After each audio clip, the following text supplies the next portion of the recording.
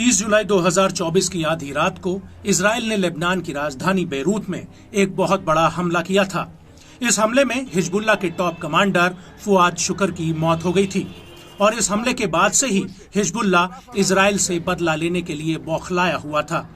Hezbollah लगातार उत्तरी Israel पर गोलाबारी और मिसाइल और ड्रोन हमले कर रहा है, लेकिन हिजबुल्लाह प्रमुख हसन नसरल्लाह ने एक बात साफ कर दी है कि आईडीएफ को बेरूत हमले की बड़ी भारी कीमत चुकानी होगी।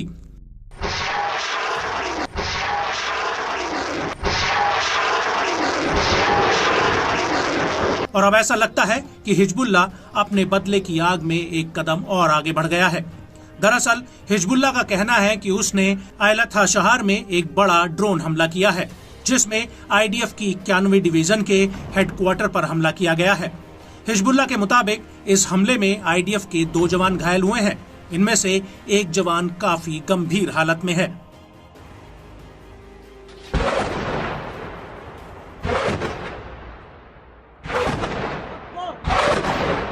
हिजबुल्लाह का कहना है कि एयर डिफेंस सिस्टम होने के बावजूद इजराइल इस ड्रोन को इंटरसेप्ट नहीं कर पाया था।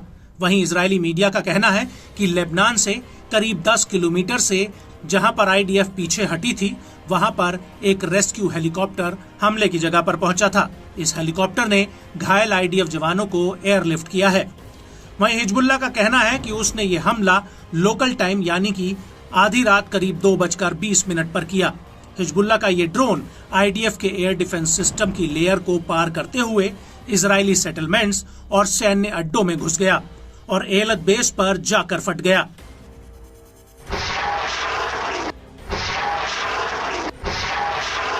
आपको बता दें कि फुआद शुक्र की मौत के बाद इजरायली सेना को हिजबुल्लाह के एक बड़े स्तर पर हमले का डर सता रहा है, जिसको लेकर उसने उत्तरी इजराइल के मेयरों को एक साथ खुफिया दस्तावेज साझा किया है, जिसमें हिजबुल्लाह के साथ सीधी लड़ाई के लिए किस तरह से तैयार रहना है, ये पूरा खाका पेश किया गया है।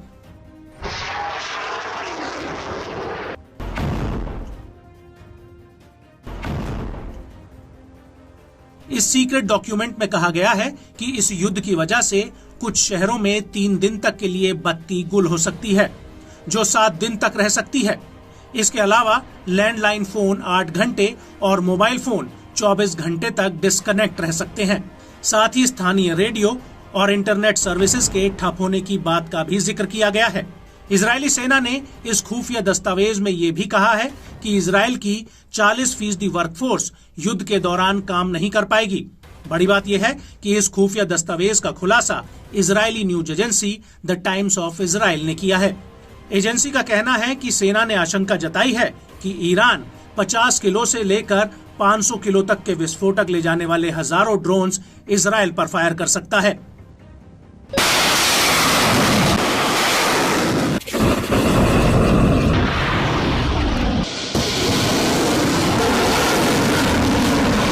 ऐसी आशंका है कि हिजबुल्लाह इजरायली सैन्य अड्डों और नागरिक ठिकानों को निशाना बना सकता है।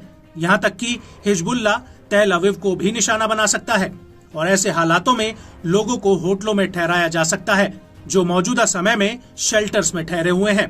और अगर तेल अवीव के होटलों में जगह नहीं बचती है तो उन्हें शहर के स्कूलों में ठहराया जाएगा। इसके अलावा तिम्ना, उत्तरी ईलत और एशकोल पार्क में टेंट लगाने की भी योजना है। ये मॉडल ठीक 2006 के युद्ध के दौरान अपनाया गया था।